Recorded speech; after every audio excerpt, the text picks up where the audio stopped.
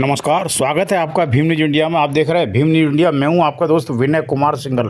आज railway ST/SC employees association द्वारा एक वर्कशॉप का आयोजित किया गया, जिस वर्कशॉप में जो रेलवे के डिफेंस काउंसलर हैं श्री SD मीणा ने विशेष रेल सेवा नियमों के बारे में जानकारी दी। वीडियो थोड़ा लंबा होने वाला है। हर रेल कर्मचारी को यह वीडियो देखना चाहिए, चाहे वो रिजर्व कैटेगरी का हो या सामान्य वर्ग का हो। निश्चित ये वीडियो उनके सेवा काल के दौरान काम आएगा, क्योंकि नौकरी के दौरान कभी कभी कुछ त्रुटियां रह जाती हैं। इस समय ये वीडियो आपके लिए बहुत ज़रूरी है, देखना। देखिए एक रिपोर्ट। कर्मचारियों को, हमारे ऑफिस बेररों को, हमारे जो पदाधिकारी हैं, सभी को इतना नॉलेज होना चाहिए कि हम अपने बचाव के अलावा हमारे अन्य कर्मचारियों का भी बचाव कर सकें। और रेलवे में जो अनुशासन व पेल नियम जो हैं उनके बारे में हर हमारे ऑफिस बेरर को जानकारी होनी चाहिए। और इसी कड़ी में हम लोगों ने बड़ोदरा मंडल में, मैं आपको SD मीणा सर के बारे में बता दूं, मैं जब 2007 में भर्ती हुआ था तो SD मीणा साहब गोधरा में थे, मुझे भी गोधरा सेक्शन मिला और इनके नाम से हम लोगों ने डब्बूआर में नौकरी की। और वास्तव में मुझे तो इतनी चार्जशीट मिली है, काफ़ी चार्जशीट मिली है, उनका जवाब भी सर देते थे, आज तक मुझे कोई पनिशमेंट नहीं मिला। ये बहुत बड़ी बात है। यानी चार्जशीट कोई गुना नहीं होता, ये सर आपको बताएंगे। जवाब हम पे आना चाहिए, बचाव कैसे किया जाता है वो हम पे आना चाहिए। और मैंने कोटा मंडल के भी बहुत सारे केस थे, जो लोग मेरे से सलाह लेते थे, तो मैं उनको यही बोलता था कि आप भाई उनसे संपर्क करें। तो सर के पास भी बहुत सारे लोग गए हैं और उनका समाधान भी हुआ है, उनको इसका लाभ मिला है।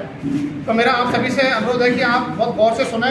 अगर किसी के पास कोई पेपर नहीं है तो आप पेपर ले लें, जिससे कि आप लिख भी सकते हैं। एक बार लेना जरूरत तो ले लेगा ना, किसी के पास डायरी है तो अच्छी बात है। एसोसिएशन द्वारा बहुत ही महत्वपूर्ण इस आयोजन के लिए हम सबको यहाँ आमंत्रित किया गया है। और हमारे जो आज के चीफ गेस्ट हैं मीना जी, जो बड़ौदा मंडल में यूनियन के प्रेसिडेंट भी रहे हैं, और खासकर पूरे पश्चिम रेलवे ही नहीं, भारतीय रेलवे में DAR अनुशासन अपील नियम रूल्स 1968 के लिए इन्हें बहुत ख्याति प्राप्त है।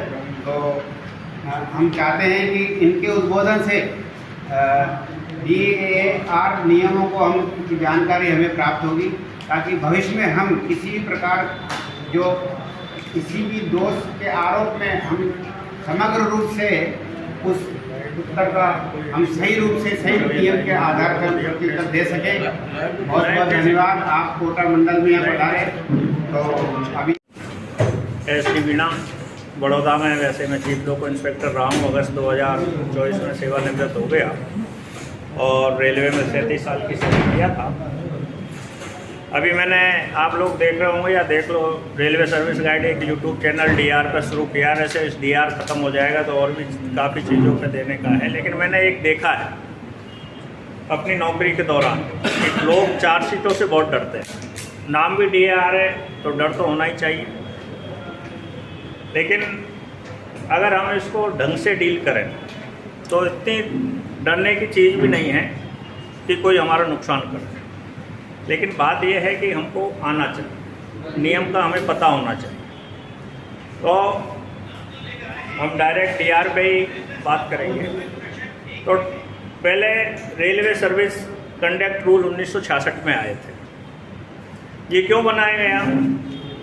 अगर हम इस चीज़ को ये देखें ना कि हमारे समाज में जो चल रहे हैं वही समाज के नियम रेलवे में चल रहे हैं। तो समाज में भी होता है कि आप ऐसे काम नहीं करेंगे जो समाज को पसंद नहीं हो। अगर आपने उसके अलावा कोई काम कर दिया तो समाज की मर्यादा है, समाज आपको दंड दे देगा या कानून आपको दंड दे देगा।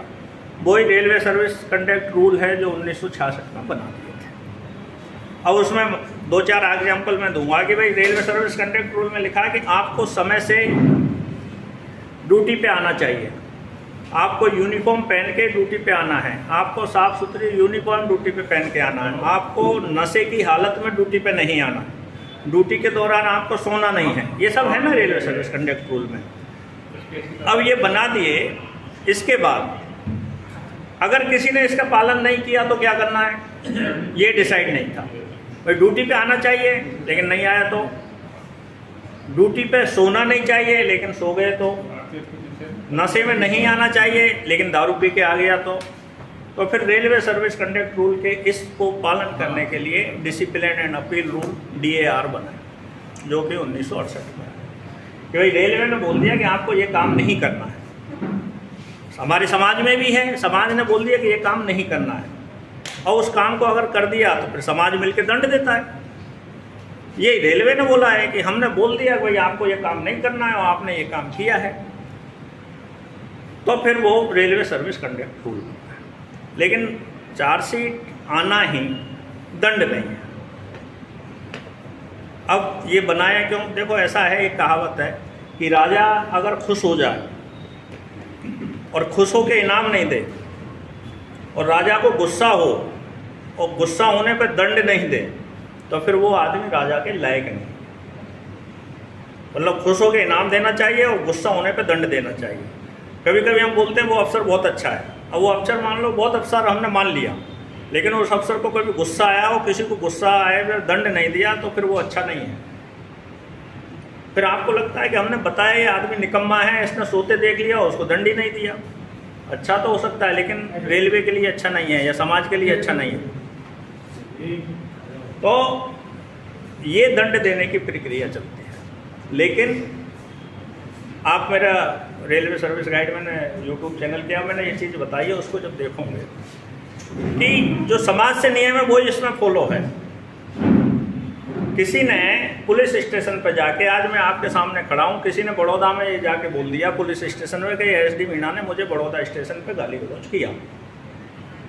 फिर पुलिस मुझे बुलाए कि भाई आपने 21 तारीख को इस आदमी के साथ गाली गलौज किया, तो मैं बोलूँ मैं तो कोटा में था, मैं तो पुलिस में नहीं आऊँगा। तो पुलिस क्या करेगी? नहीं आऊँगा तो यही मानेंगे ना सच है इसीलिए थाने नहीं आ रहा।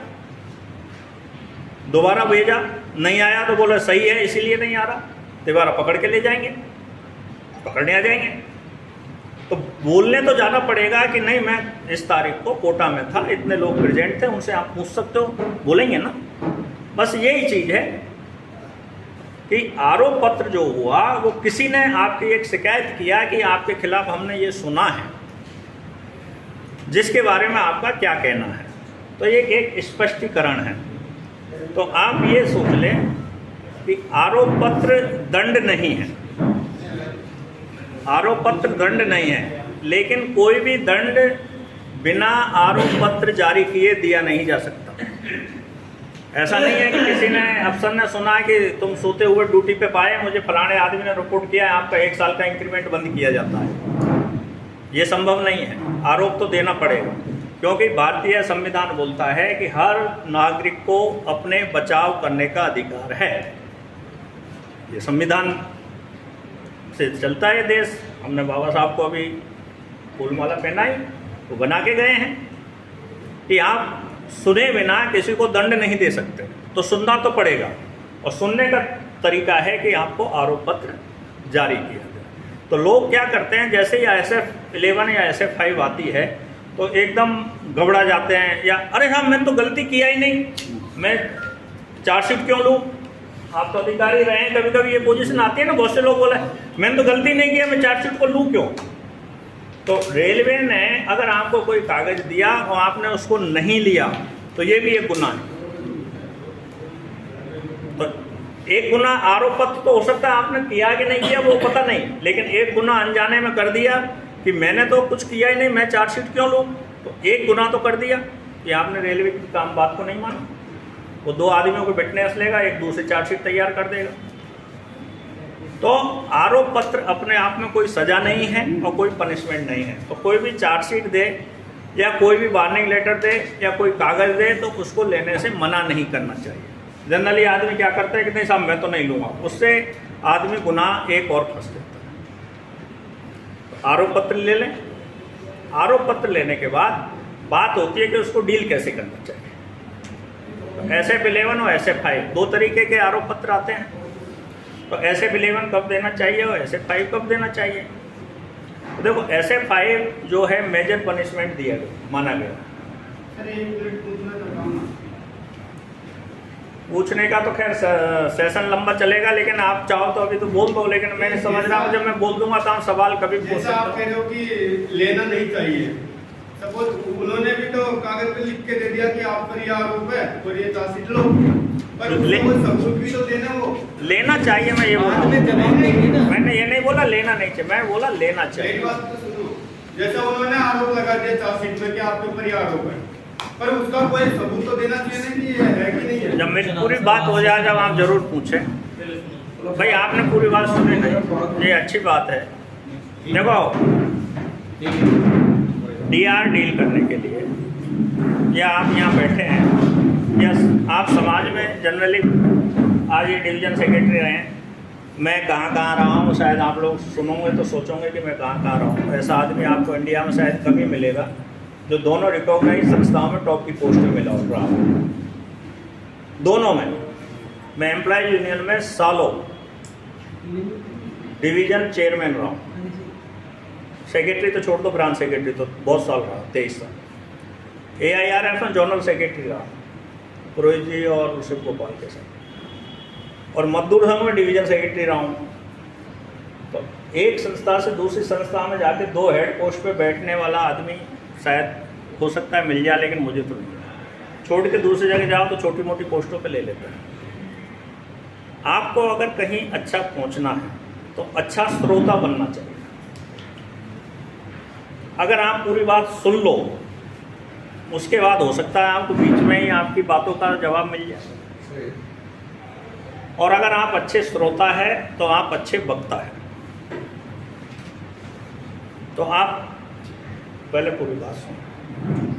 तो मैंने सिंपल ये बोला कि आपको आरोप पत्र जो दिए हैं वो आपको लेना चाहिए। अब मैं SF11 और SF5 पे आया तो मैं SF5 पे बात करता इसलिए हम बीच में ही आ गए। तो मेजर पनिशमेंट और माइनर पनिशमेंट 2 है। तो हम SF5 पे शुरू करेंगे, SF11 पे बात कर लेंगे। वैसे DR इतना बड़ा लंबा सब्जेक्ट है कि आपको 2 दिन भी यहाँ भाषण दे तो कम है। तो SF5 में मेजर पनिशमेंट है। तो कोई भी बड़ा पनिशमेंट या इस चीज़ को ऐसे अर्थों में ले कि कोई भी ऐसा दंड जो आपकी पेंशन को इफेक्ट करता हो वो बिना जांच के दिया नहीं जा सकता। समझिए बात। कोई भी ऐसा दंड जो आपकी पेंशन को इफेक्ट करता हो वो बिना जांच किए हुए दिया नहीं जा सकता। तो आपको आरोप पत्र दिया है तो जांच तो करनी पड़ेगी। अब इसको कैसे इफेक्ट करा कि मान लो आज 2026 है और कोई कर्मचारी को चाहे SF11 दे दिया या SF5 दे दिया, उस आदमी का इंक्रीमेंट पड़ता है जनवरी 2026 में और उसका रिटायरमेंट जो है अगस्त में, ये अप्रैल 2026 में उसका रिटायरमेंट है। और आज उसको पनिशमेंट दिया कि आपके 1 साल का इंक्रीमेंट रोका जाता है। तो जनवरी में तो उसका इंक्रीमेंट लगेगा नहीं क्योंकि जनवरी निकल गई। अब कब रोकेंगे? जनवरी 26 में। और रिटायर वो अप्रैल में ही है तो उसके पनिशमेंट पेंशन पर असर कर जाएगा क्योंकि इंक्रीमेंट नहीं दिया है। उस केस में SF11 नहीं दे सकते, फिर SF5 चाहिए। SF5 चाहिए। तो पनिशमेंट जो पेंशन को इफेक्ट करता हो वो बिना जांच के नहीं दिया जा सकता।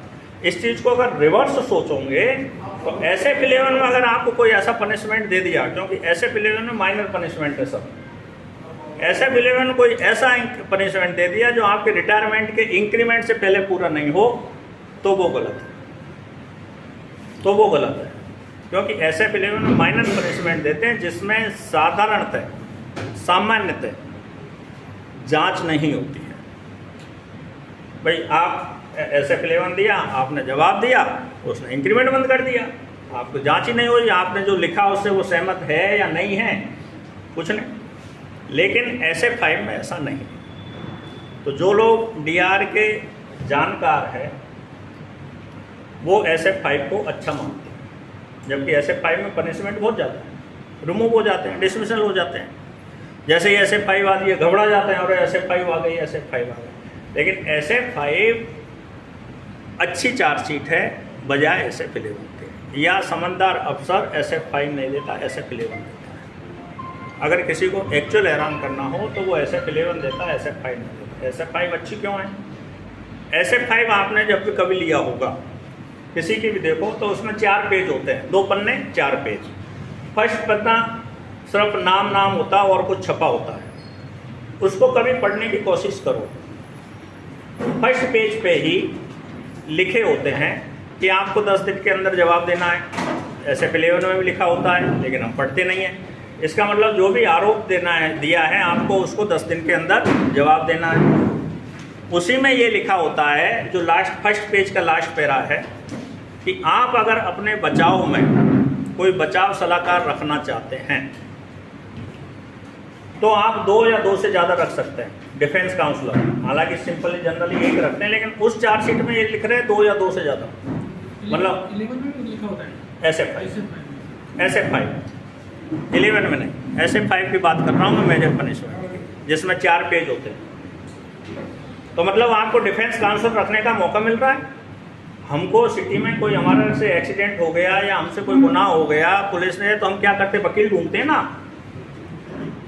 कि वकील चाहिए। तो डिफेंस काउंसलर आपका वकील है, जो आप किसी को भी रेलवे का कर्मचारी, चाहे वर्किंग में हो या सेवानिवृत्त हो, रेल कर्मचारी, कोई वकील नहीं, आपका DR आपके साथ लड़ सकता है। मतलब वो आपके वकील बन के जाएगा, नाम उसको बचाव सलाहकार दिया डिफेंस काउंसलर। तो अच्छी चीज़ है कि आपको एक हेल्प करने का आदमी जा रहा है आपके साथ। और उसके जो लास्ट पेज है उसमें एनेक्सर 1, 2, 3, 4 है। तो एनेक्सरों में आपके खिलाफ क्या आरोप है वो तो सब लगाएंगे, आर्टिकल में तो संक्षिप्त लिखेंगे, तो एनेक्सर में डिटेल्स लिख देंगे कि आपने ये गुनाह किया है। जो एनेक्सर 3 है उसमें लिस्ट ऑफ डॉक्यूमेंट्स है कि इन कागजातों के आधार पर आपके खिलाफ ये आरोप बनते हैं।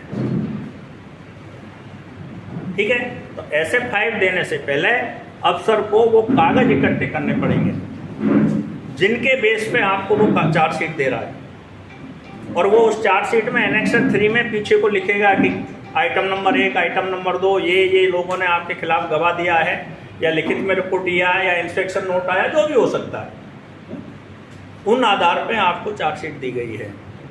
और एनेक्सर 4 में लास्ट में लिस्ट ऑफ विटनेस, गवाहों की सूची लिखी होती है कि ये लोग आपके खिलाफ गवाह दे रहे हैं कि आपने ये गुनाह किया है। गुनाह सबूत नहीं हुआ है, अभी सिद्ध नहीं हुआ है, प्रपोज हुआ है। तो अब आपको SF5 में आरोप क्या है वो मिल गए,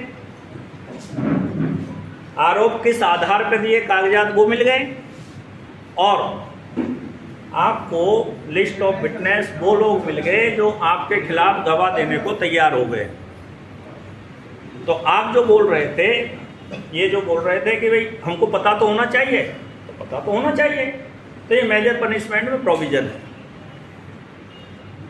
अगर चार्जशीट मिली है किसी को, अगर आप डिफेंस काउंसलर का सोचते हो और नहीं भी सोचते हो लेकिन थोड़े से भी इंटरेस्ट हो, तो एक बात को गौर से सुने, उस आरोप पत्र को 10 बार पढ़ो, उसमें क्या लिखा है, आरोप को बार पढ़ो।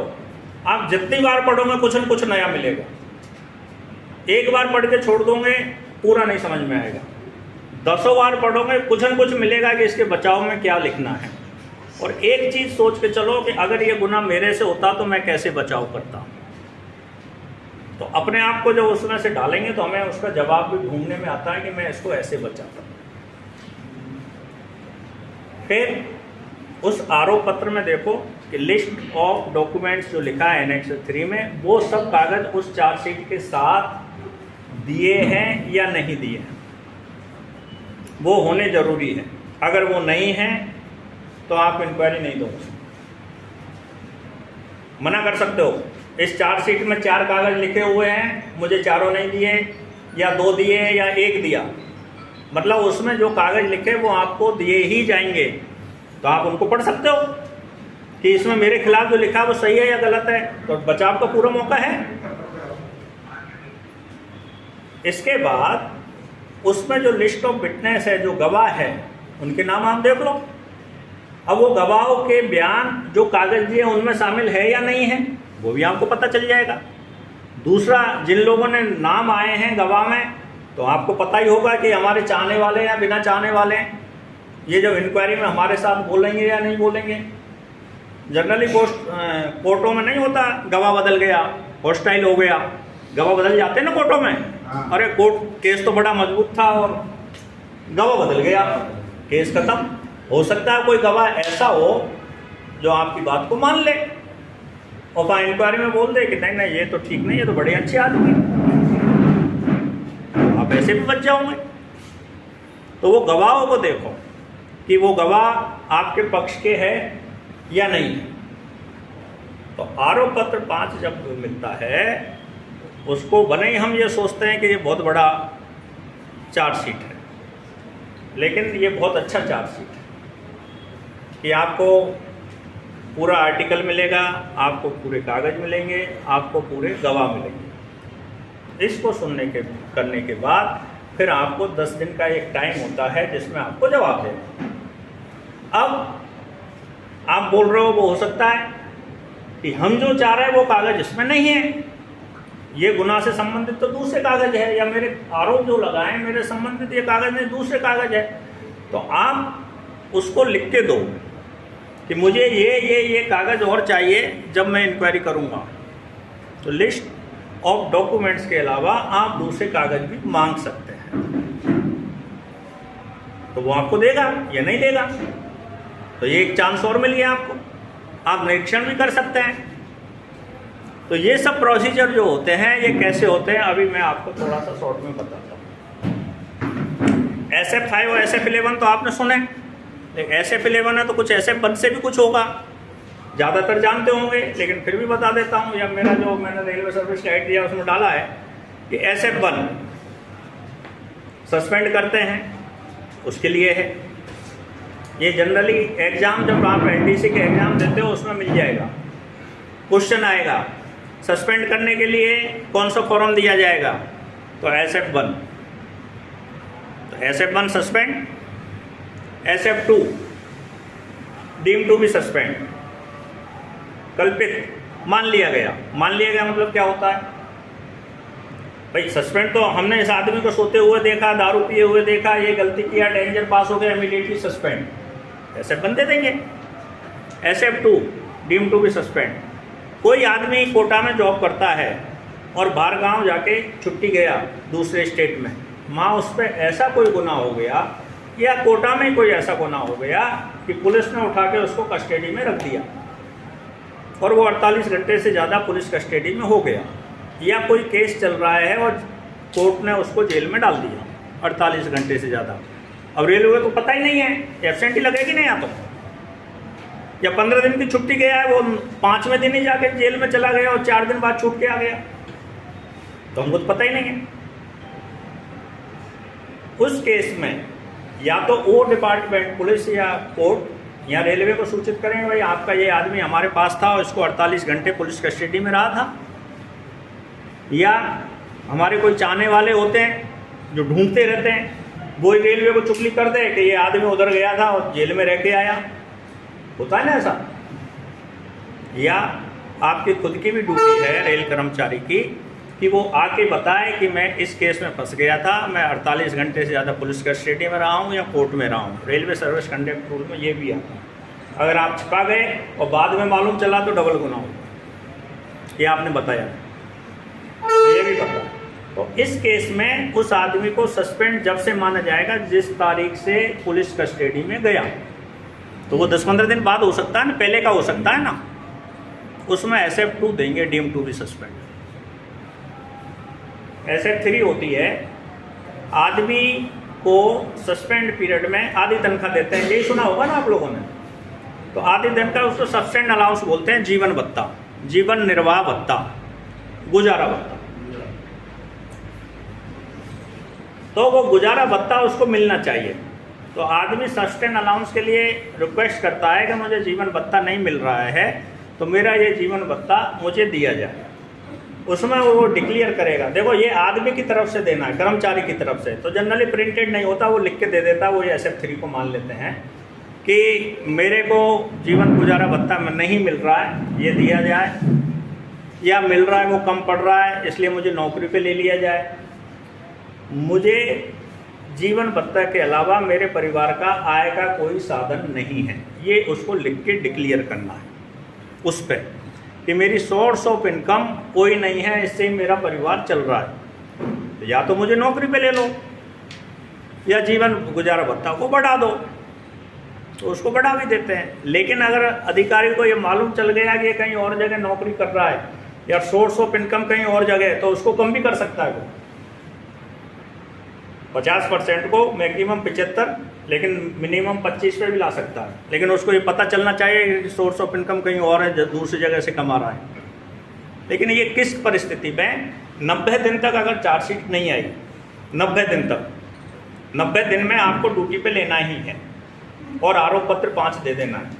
लेकिन कोई कारण से 90 दिन में ऐसे 5 नहीं दे पाए और सस्पेंड को आगे बढ़ाना पड़ रहा है, तो वो रीजन लिखेगा अधिकारी, इस कारण से आदमी को हम ड्यूटी पे नहीं ले रहे हैं।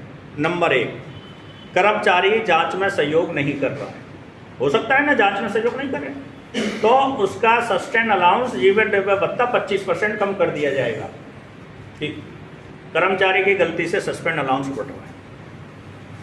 या डिपार्टमेंट ये कागज कार्रवाई नहीं कर पा रहे हैं, तो ये डिपार्टमेंट की जिम्मेदारी है, तो फिर आपका सस्टेन अलाउंस 75% कर दिया जाएगा।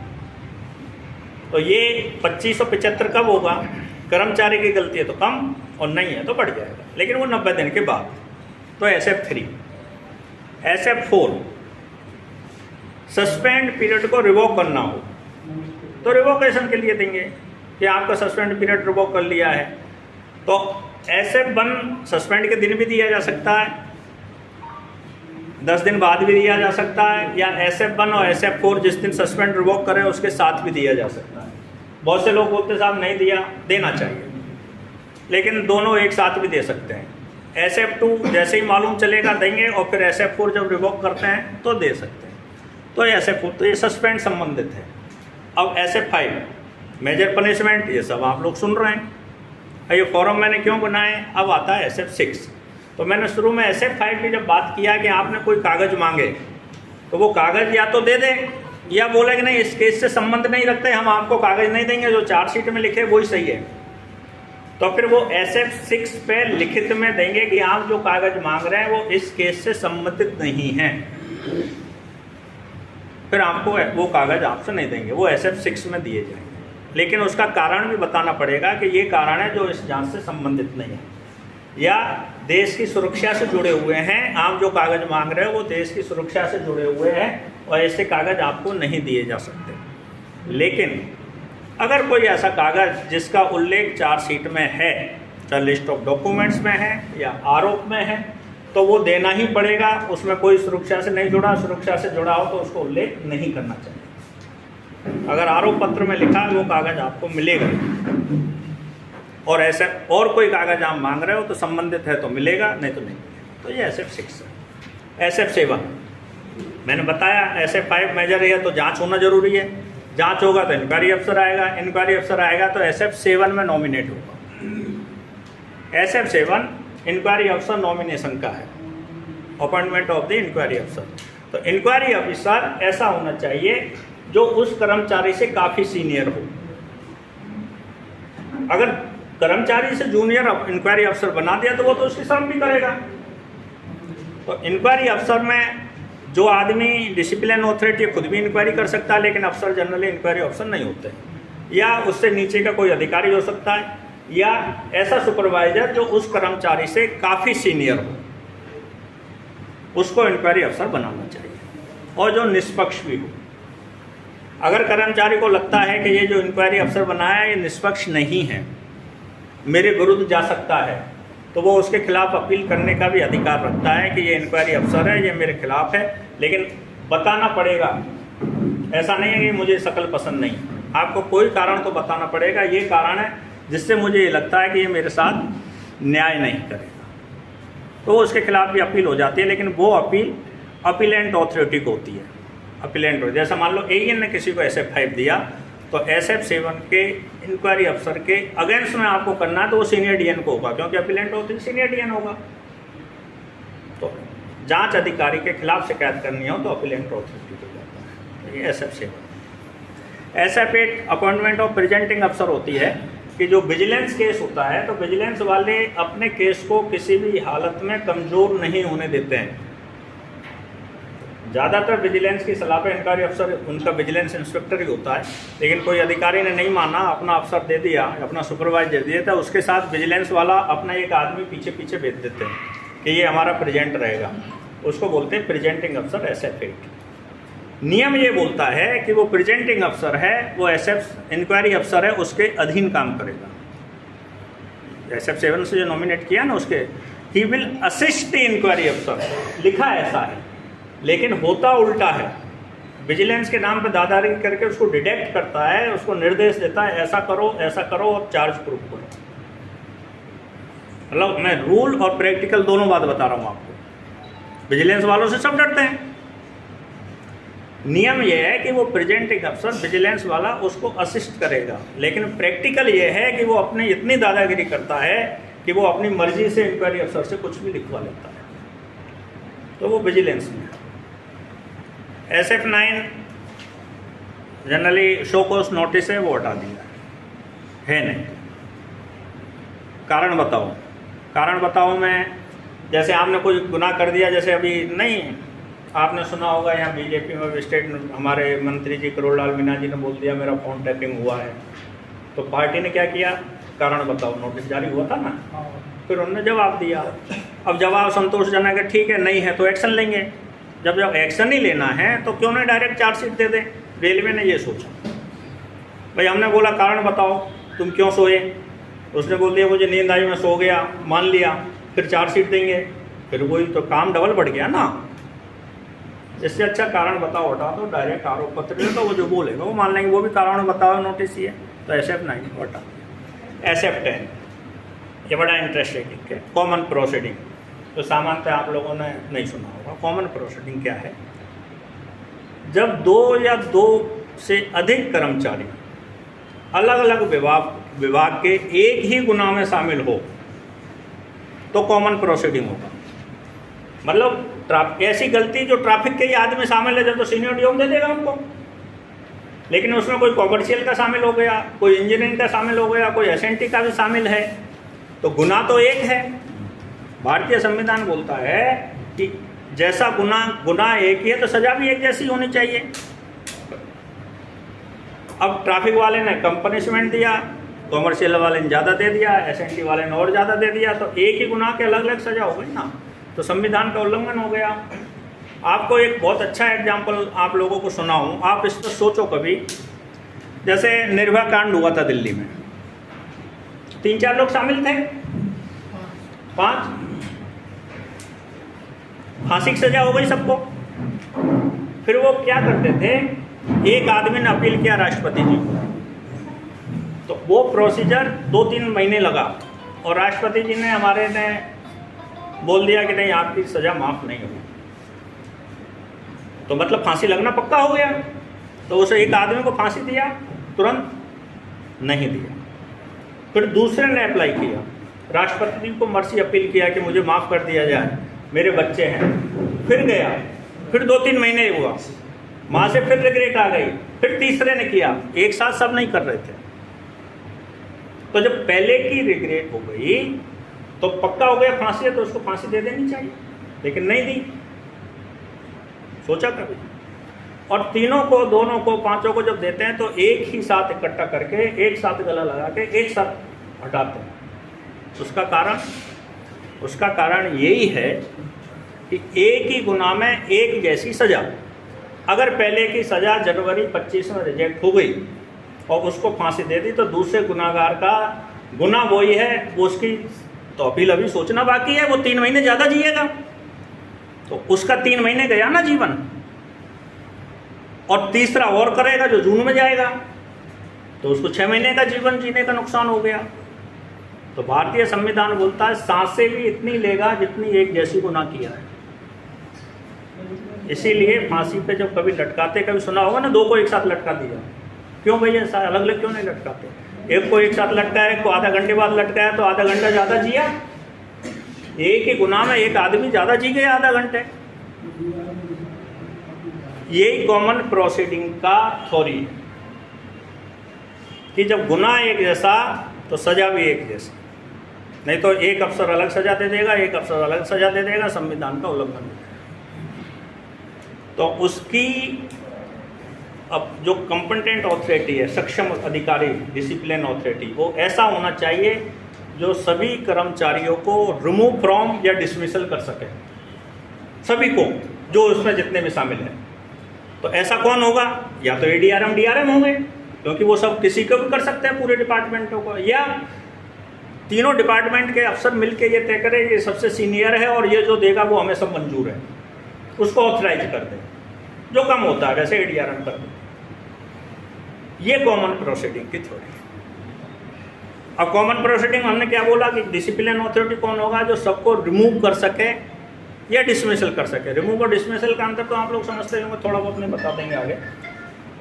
इसका मतलब मेजर पनिशमेंट देना है। तो मेजर पनिशमेंट देना है तो SF 10 तो देंगे कॉमन प्रोसीडिंग के लिए। चार्जशीट होगी SF 10 कॉमन प्रोसीडिंग, सबको SF 10 देंगे, उस पर आरोप लगाएंगे। तो जांच भी होगी, जैसे SF 5 में जांच होगी, SF 7 इंक्वायरी अफसर नॉमिनेट किया ना, तो यहाँ भी इंक्वायरी अफसर नॉमिनेट किया जाएगा। तो 10A देंगे कि इस आदमी को इंक्वायरी अफसर नॉमिनेट किया जाता है। मान लो उसमें विजिलेंस एंगल है, भाई 5-6 आदमियों ने मिलकर रेलवे का कोई सामान भेज दिया जो सब अलग अलग डिपार्टमेंट के शामिल हैं, तो सब डिपार्टमेंट के लोग हैं, विजिलेंस ने उसको पकड़ लिया, तो वो अपना विजिलेंस वाला बोलेगा मेरा भी आदमी चाहिए प्रेजेंटिंग अफसर, तो वो 10B दे देंगे। SF 10B से प्रेजेंटिंग अफसर आएगा कि मेरा आदमी इसमें प्रेजेंटिंग अफसर में रहेगा। तो ये SF 10, SF 10A, SF 10B common proceeding, जो कि सामान्यतः आपने कभी देखा नहीं होगा, हमने भी देखा, लेकिन सिस्टम है। और लास्ट SF 11। SF 11 में माइनर पनिशमेंट है। अब माइनर पनिशमेंट में मैक्सिमम क्या पनिशमेंटों की हम थोड़ी देर बाद बात करेंगे। इसके बाद कि आदमी को स्टॉपेज ऑफ इंक्रीमेंट है या एक इंक्रीमेंट नीचे 3 साल के लिए, 3 साल की अवधि से ज़्यादा नहीं, और वो उसके पेंशन पे इफेक्ट नहीं होगा, बिना भविष्य प्रभाव के दिया जा सकता है। तो उसमें जांच जरूरी नहीं है। लेकिन कोई अफसर को ये लगे कि नहीं इसको तो मुझे फिट करना ही है SF 11, लेकिन पनिशमेंट मुझे विद फ्यूचर इफेक्ट देना है, तो विद फ्यूचर इफेक्ट देंगे तो वो तो पेंशन पर असर करेगा। भाई इंक्रीमेंट एक परमानेंट गया ना, तो पेंशन पर असर करेगा, पेंशन पर असर करेगा तो जांच जरूरी। जैसे मैंने शुरू में ही बोल दिया कि कोई भी दंड बिना जो पेंशन पे इफेक्ट करता है वो बिना जांच के नहीं दे सकते। तो फिर वो जांच करवाएगा तो वो SF 10B देगा, तो उसमें जांच होगी। और कभी SF 5 मिली, आपने अच्छा सा जवाब दे दिया, कर्म अफसर को लगा कि नहीं यार SF 5 लायक तो ये केस नहीं था, इसको तो SF 11 चाहिए, तो उसको कन्वर्ट कर देगा, तो SF 11C कर देगा। यहाँ SF 11A नहीं है, B और C है, C कर देगा। तो मेजर पनिशमेंट को माइनर में कन्वर्ट करने के लिए SF 11C दे देगा। तो ये स्टैंडर्ड फॉर्म है जिनके बारे में आपको एक मोटा मोटा आइडिया रहना चाहिए। अब मान लो आपको कोई आया मेरे पास SF 5 आई है, साहब क्या करूँ, तो आप उससे सिंपल पूछ सकते हो SF 7 आई क्या? SF 7 नहीं आएगी तो जांच ही नहीं चलेगी। तो हम वापस अब SF 6 पे आ गए, जहाँ से मैंने शुरू किया था कि SF 6 में डॉक्यूमेंट्स जो मांगे हैं वो मना करेगा या दे देगा। माई से हमने स्टैंडर्ड फॉर्म शुरू किए थे। अब SF 7 जांच इंक्वायरी नॉमिनेट करेंगे, तो जांच इंक्वायरी नॉमिनेट होगा तो SF 7 मिल जाएगी। आपको पता चल गया कि ये आदमी मेरे केस की जांच करेगा। आपको अब मेंटली तैयार हो जाना चाहिए। तो देखो SF 5 अच्छी क्यों है। पहली बात, SF 5 मिलते ही आपको 10 दिन के अंदर डिफेंस देना है, आप दे सकते हो, आपको पनिशमेंट नहीं आएगा। आपने नहीं दिया तो भी नहीं आएगा। 10 दिन के अंदर आपने जवाब दे दिया तो भी नहीं आएगा, और नहीं दिया तो भी नहीं आएगा। आपने बोल दिया कि मैं पनिशमेंट एक्सेप्ट करता हूं तो भी नहीं आएगा। ठीक, क्योंकि SF 5 में जांच होना जरूरी ही है। अगर किसी ने बोला मैं आरोप को स्वीकार करता हूं, इसके बाद भी अगर बिना जांच किए किया, आदमी कोर्ट में जाएगा, कोर्ट रिजेक्ट कर देगी। ऐसा नहीं होता है कि थानेदार ने पकड़ लिया और किसी ने बोल दिया चोरी किया, बोला हाँ साहब मैंने चोरी किया, तो थानेदार बोला जा 3 महीने के लिए जेल में। ऐसा होता है? कोर्ट में तो जाना ही पड़ेगा। तो जो SF 7 में इंक्वायरी अफसर है उसको बोला गया सेमी जुडिशियल पावर। इंक्वायरी अफसर के पास सेमी जुडिशियल पावर होता है, अर्ध न्यायिक प्रक्रिया करता है, उसके पास आधा न्यायालय का पावर है। मतलब न्यायालय में तो आपको जाना ही है, चाहे उसने एक्सेप्ट कर लिया, एक्सेप्ट नहीं किया या जवाब ही नहीं दिया। तो पहला चांस आपको SF 5 मिलने पे मिला। दूसरा चांस कब मिला कि आपने जवाब दिया कि नहीं दिया, SF 7 पे मिला। फिर वो आपको इंक्वायरी में बुलाएगा, तो आप DC लेके जा सकते हो। DC आप SF 5 के दिन नॉमिनेट कर सकते हो। DC वो इंक्वायरी अफसर आपको एक चिट्ठी लिखेगा कि आपका ये केस है, इस केस में मैं इंक्वायरी अफसर नॉमिनेट हुआ हूँ, आपके केस की मैं इस तारीख को जांच करूँगा, आप अपने बचाव में किसी को भी ला सकते हो जिसकी सहमति चाहिए। तो SF 5 के दिन भी आप नॉमिनेशन दे सकते हो। नहीं मिला तो इंक्वायरी अफसर बुला रहा, दूसरा चांस मिल गया ना, वहाँ जाओ, वहाँ पहुँच गए आप। वहाँ आपसे पहले दिन 5 सवाल पूछे जाएंगे। इसके अलावा 5 को 6 8 इंक्वायरी अफसर अपने हिसाब से कर देता है। मैं मोटे मोटे सवाल बताऊंगा उसको अपने ढंग से। अगर कोई सुपरवाइजर है आप लोग और कोई इंक्वायरी अफसर रहता हो तो जान सकते हो, और अगर सोचते हो कि नहीं हमको जवाब ही देना है तो भी जान सकते हो। वो सबसे पहले एक सवाल पूछता है, आपको SF 5 मिल गई?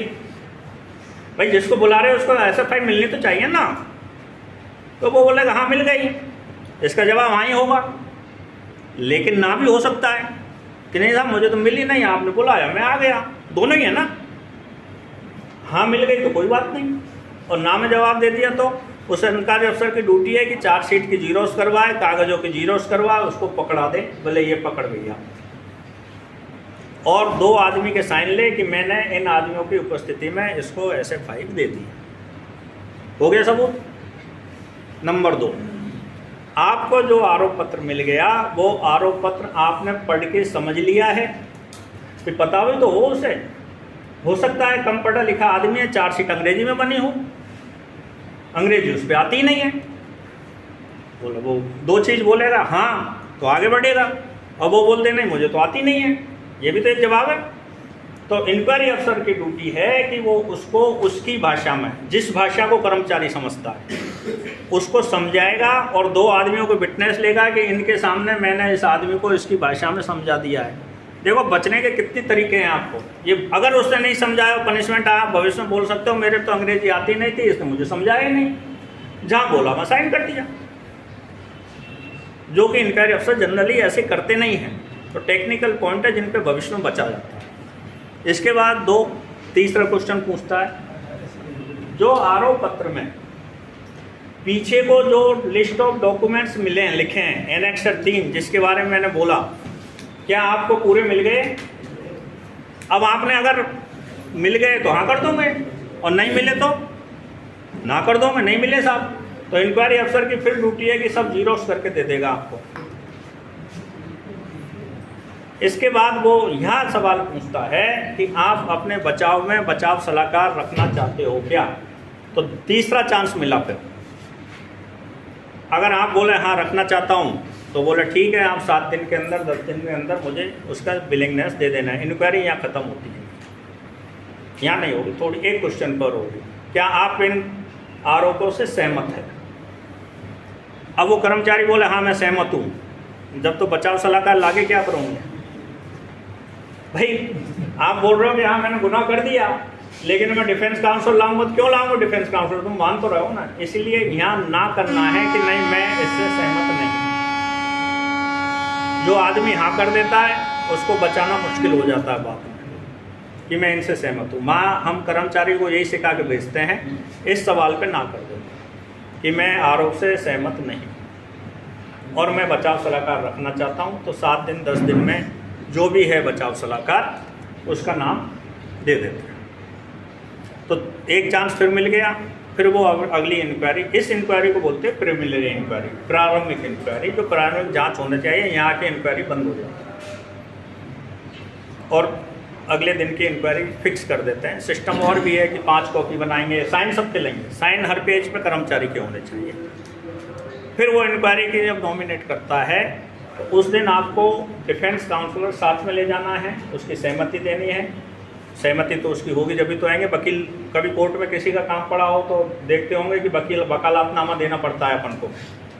पूरा कोर्ट का प्रोसीजर है। यहाँ कोर्ट में जाते हैं तो वकील वकालतनामा पे आप पे साइन लेता है कि ये मेरा वकील है, कोर्ट के सामने देते हैं। कभी किसी का पड़ा हो तो जानते हो। यहाँ भी वो वकालतनामा डिफेंस काउंसलर को वो देता है कि ये मेरा डिफेंस काउंसलर है, और वो साइन देता है मैं इसका काम करने को तैयार हूँ। फिर जब होता है तो इंक्वायरी जिस दिन फिक्स होती है वहाँ उस दिन सवाल जवाब होता है। यहाँ डिफेंस काउंसलर को बिठान के इंक्वायरी अफसर बीच में बैठ जाता है, डिफेंस काउंसलर और जो आरोपित कर्मचारी है वो एक साइड बैठ जाते हैं, और गवाह एक एक गवाह आते हैं। सभी गवाह एक साथ नहीं बुलाए जाते, एक एक आते हैं। तो डिफेंस काउंसलर उससे सवाल पूछता है, जो कोर्ट में देखते हो ना पिक्चरों में, तो सवाल जवाब करते हैं। वो पूरे सवाल जवाब होते हैं। इंक्वायरी अफसर जज होता है। तो मैंने शुरू में बोला वो सेमी जुडिशियल होता है। सेमी जुडिशियल का मतलब आधा न्यायिक प्रक्रिया। तो आधा क्या है भाई? आधा जज है तो आधा क्या है? तो वो आधा रेलवे का वकील है। जैसे कोर्ट में जब केस चलता है तो आरोपित जो आदमी होता है वो तो अपना वकील लाता है, लेकिन जो पीड़ित होता है उसको सरकारी वकील मिलता है ना। सरकारी वकील सुना होगा ना, तो सरकार वकील देती है उसे फ्री में। तो वो इंक्वायरी अफसर सरकारी वकील है। आधा सरकार की तरफ से वकालत करेगा, आधा न्यायिक प्रक्रिया करेगा। तो वो सेमी जुडिशियल पावर है। अगर कोई ऐसा सवाल जो आरोप के खिलाफ जा रहा है कि आरोप सिद्ध नहीं होंगे, तो ये इंक्वायरी अफसर की ड्यूटी है कि उसको घुमा के कहीं पे भी ला के कर्मचारी को फंसाए, क्योंकि उसकी ड्यूटी है ये प्रूव करना कि आरोप सही है, और डिफेंस काउंसलर की ड्यूटी है कि ये प्रूव करना कि आरोप गलत है। तो यहाँ बहुत कुछ चलता है आरोप। तो SF7 में जो इंक्वायरी अफसर होते हैं वो तो अपना लगाएगा ही, लेकिन डिफेंस काउंसलर होता है वो किस पॉइंट पे बचा ले। देखो मैं आपको एक दो एग्जांपल बताऊं, 2 एग्जांपल। वैसे मैंने बहुत DC रहा हूँ। एक SSC था, JEE था उस समय, SSC तो अभी आया पुरानी बात है। उसको यूपी में एक तैयारी करनी थी UPSC की, यूपी पब्लिक सर्विस कमीशन। तो अपने इंचार्ज के घर गया रात को कि साहब 5 दिन की छुट्टी दे दो और मुझे ये काम है और मैं 15-20 दिन बाद वहाँ से आऊँगा। तो उसने उसको छुट्टी की एप्लीकेशन ले ली, सेंशन कर दिया, वो चला गया। यूपी में जाके उसने बिल्कुल बहुत ईमानदारी से 10 दिन बाद पूरा होने के बाद 6 सर्टिफिकेट रेलवे को जो प्रोसीजर पूरा किया, कंटिन्यू 6 सर्टिफिकेट भेजा। अब एक दिन उसके अफसर इंस्पेक्शन में आए, उसको हवा मिल गई थी कि ये यूपी जाके तैयारी कर रहा है, अगर नौकरी लगेगी तो छूट जाएगा। होते हैं ना अपने लोग, बता देते हैं ना चाहने वाले कि साहब ये चालाकी है। तो उसने रजिस्टर मांगा, बोले ये आदमी कहाँ है? बोला साहब छुट्टी गया था। बोला आया क्यों नहीं अभी तक? बोला सिक भेजा। बोला नहीं, एबसेंट करो बैक डेट से। तो उसकी जो L थी मस्टर में उसको A कर दिया। तो L को A करेंगे या सिक को A करेंगे तो दिखेगा, ओवर राइटिंग तो दिखेंगे ना, वो दिखेगी। वो यूपी में उसका सिलेक्शन नहीं हुआ, वो वापस आया।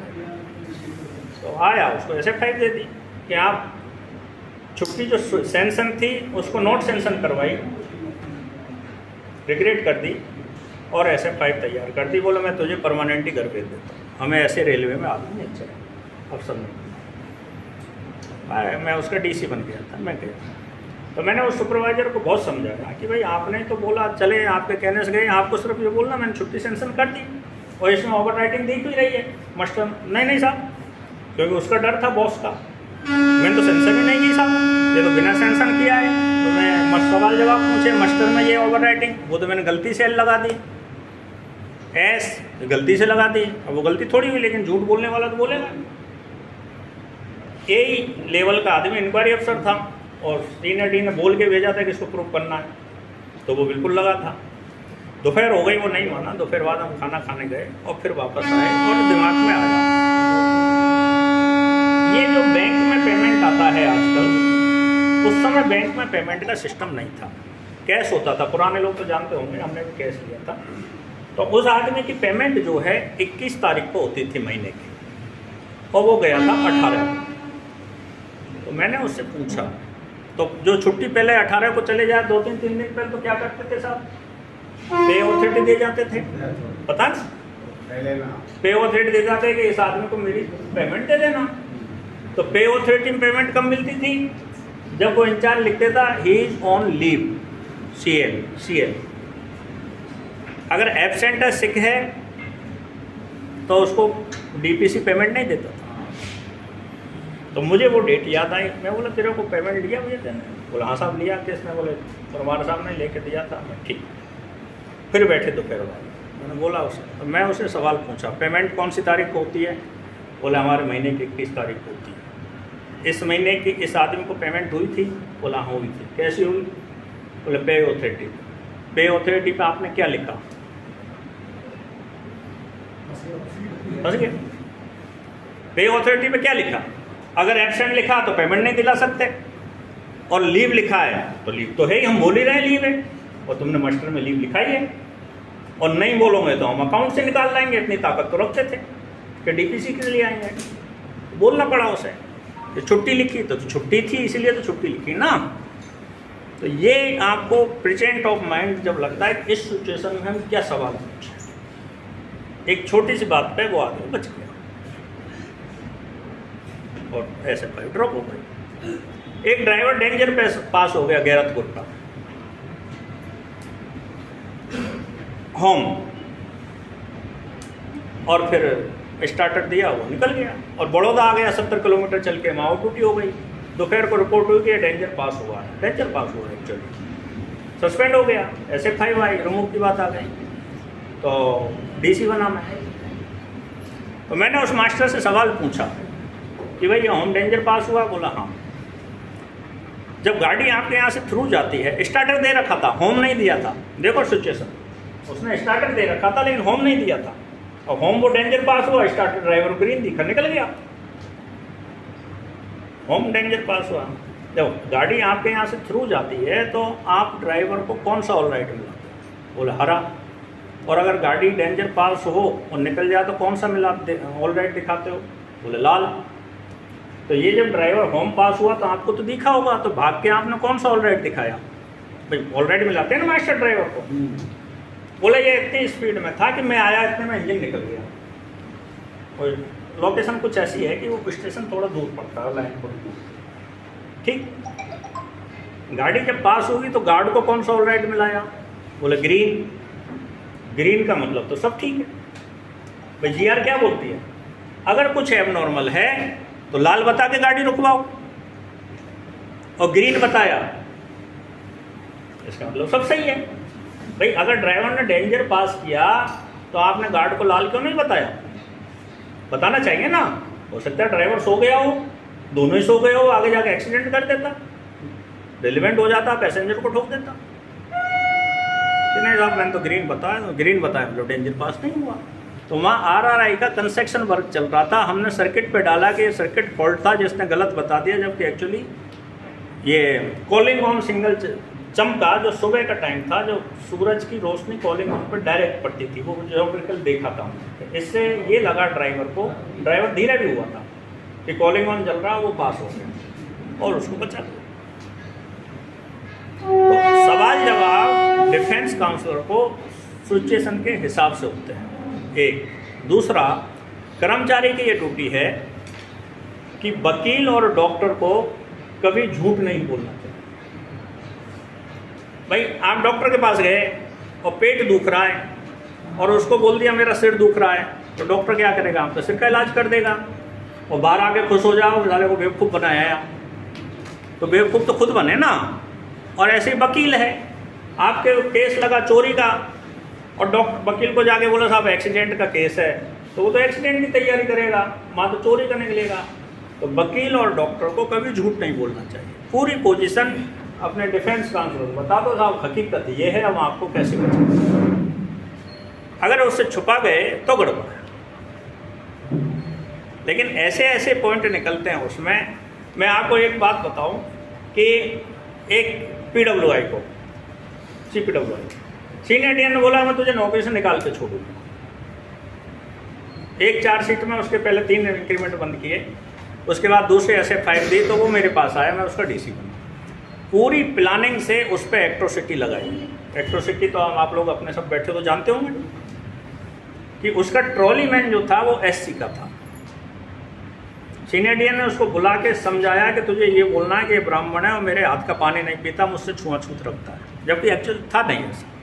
लेकिन वो द्वेष भावना थी, किस कारण से थी वो हमें पता था कि वो कुछ करप्शन केस था, वो PWI ने विजिलेंस को लिख दिया था उसके खिलाफ। तो फिर तो वो छोड़ेगा नहीं सर। वेलफेयर इंस्पेक्टर भेजे, फिर सीनियर DPO बैठा और पूरा प्रूफ हो गया कि नहीं इसके ये सही है और ये ऐसा करता है। फिर ऐसे फाइल दिया, कागज सबूत तो सही। वो आया मेरे पास रोते हुए, तो मेरे को बोला ठीक है, तो मैं गया RTC में, तो देखा सब गवाह दें। लेकिन जो इंजीनियरिंग के लोग हैं वो यहाँ जानते होंगे और पता नहीं यहाँ है कि नहीं है। वेस्टर्न में तो एक ऐसा रूल है कि PWI का ट्रॉली मैन उसकी मर्जी से होगा, मैनुअल में है ना, उसमें खुद की मर्जी चलेगी PWI कि मुझे ये क्यों, क्योंकि वो ट्रॉली करता है। उसका खास आदमी होगा तो ही सामने से गाड़ी आई तो हटाएगा, नहीं सामने से गाड़ी आई छोड़ के भाग जाए तो PWI साहब जाओ। तो ये मैनुअल का ये इसके पीछे लॉजिक है। तो मुझे ये बात पता थी, तो मैंने ये पूछा उसको ट्रॉली मैन से, मैं ये रूल है, बोला हाँ। तो साहब ने आपको आप मर्जी से बुलाया, हाँ। तो जब मुझे छुआछूती करनी होती तो मैं अपनी मर्जी से इसको क्यों बनाता, ट्रॉली मैन दूर ही रखता ना। उसी बात पे पूरा केस खत्म हो गया। ऐसे तो मैं ये बताना चाह रहा हूँ कि डिफेंस काउंसलर अगर आप अच्छा ले गए तो आपको बचने के बहुत मौके मिलते हैं। गवाह को कहीं पे भी घुमा दो, गवाह को कहीं पे भी घुमा दो। इससे अच्छा जवाब क्या होगा कि इनका ही PWI था, मुझे बोला साहब हैरान कर रहा हो, ये मेरा खासा आदमी। मैं बोला था ना बड़ौदा डिवीजन में मेरे आदमी को इंचार्ज परेशान कर दें। सिंपल सी बात थी, आप सब लोग जानते हो कि PWI के घर पे आदमी रहते हैं। एक औरत थी दाऊद की, बहुत बुढ़ी औरत थी, सिंपल, कोई ऐसा नहीं कि बहुत सुंदर हो कि कुछ हो, बहुत। उसको वो बोलता तू मेरे घर पे बर्तन साफ करने का। उसने बोला साहब मैं गैंग में काम कर लूँ, तुम्हारे घर पे नहीं जाऊँ। तो उसने एब्सेंट मारना शुरू कर दिया। इनने मुझे बात किया तो साहब ऐसा है, तो मैं तो उसे ढूंढ ही रहा था कि इसको हैरान कर रहा था। उस एप्लीकेशन लिखवाई, सिंपल लिखवाई कि ये साहब मुझे ये बोलते हैं कि मेरे घर पे आ तो हाजिरी लगाऊंगा, या मुझे घर क्यों बुलाना चाहते वो मुझे नहीं पता। अब प्रूफ हो गया कि गैंग बोली, ये सब बोले कि हाँ साहब ये नौकरी आती है और एब्सेंट लग रहा है। PWI बोले घर क्यों बुलाना चाहते हो, क्या बोले घर क्यों बुलाना चाहते हो। तो मुझे सब लोग बोले अरे साहब आपने ये क्या कर दिया। तो मुझे तकलीफ उससे नहीं हुई, तकलीफ ये थी कि उसे ये पता है कि SB मीणा का आदमी फिर भी उसको छेड़ेगा, उसको कोई जवाब नहीं, और उसी में वो फंस गया। उसको SFI भी आई, उसका वहाँ से ट्रांसफ़र भी हो गया और अच्छा खासा पनिशमेंट भी हो गया। अभी भी चल रहा, फोन करता मुझे इसको सॉर्ट आउट करवा दो। तो तरीके हैं कहाँ पे कैसे फंसाना होता है या बचाना होता है। मीणा जी इसमें एक प्रश्न है, ये जो आपने अभी बताया जो रूल्स हैं, ये रूल्स क्या रेलवे में ही एप्लीकेबल है या केंद्र सरकार और राज्य सरकार की नौकरियों में भी लागू है? नहीं, ये railway service conduct rule 1968 railway में ही एप्लीकेबल। ये तो हमारे जो है रेलवे ने अपने लिए बनाया, तो रेलवे में ही एप्लीकेबल है। सिमिलर ऐसे नियम सिमिलर स्टेट गवर्नमेंट और सेंट्रल गवर्नमेंट में भी हो सकते हैं? हाँ वो रखते हैं अपने अपने सर्विस कंडक्ट रूल है सबके अपने, लगभग सिमिलर ही लगभग सब होते हैं, लेकिन एक जैसे नहीं होते, लगभग सब होते हैं। There might be something difference. हाँ थोड़ा डिफरेंस है। और अभी देखो ऐसा है, स्टेट गवर्नमेंट में बहुत से लोग मिल जाते हैं, मुझे बोलते रहते हैं कि दो शादी नहीं करनी चाहिए। अपने रेलवे गवर्नमेंट में दो शादी नहीं कर सकते। आपने किसी दो शादी कर ली और खबर कर दिया तो नौकरी चली जाती है। और मुझे बहुत से बोलते हैं साहब वो स्टेट में तो दो शादी है, बहुत से उन्होंने कर रखी है, आप लोगों ने सुना होगा। हालांकि वहाँ भी नियम नहीं है ऐसा कि दो कर लें, लेकिन स्टेट गवर्नमेंट इतना रिजिड नहीं है कि उसके पीछे पड़ी रहे जब तक कोई शिकायत नहीं करे। शिकायत में भी इन्वेस्टिगेशन नहीं करती यहाँ रेलवे स्टेट गवर्नमेंट, लेकिन रेलवे में तो अगर आपको दो शादी कर ली और पता चल गया किसी ने शिकायत किया तो इन्वेस्टिगेशन शुरू हो जाएगी। सर किसी को निलंबित के बाद भीम न्यूज़ इंडिया को यूट्यूब पर सब्सक्राइब कीजिए, लाइक कीजिए, शेयर कीजिए, कमेंट्स कीजिए। भीम न्यूज़ इंडिया के फेसबुक पेज को भी फॉलो कीजिए। न्यूज़ अपडेट के लिए बने रहिए हमारे साथ, देखते रहिए भीम न्यूज़ इंडिया, आपका अपना चैनल। आपका बहुत बहुत धन्यवाद।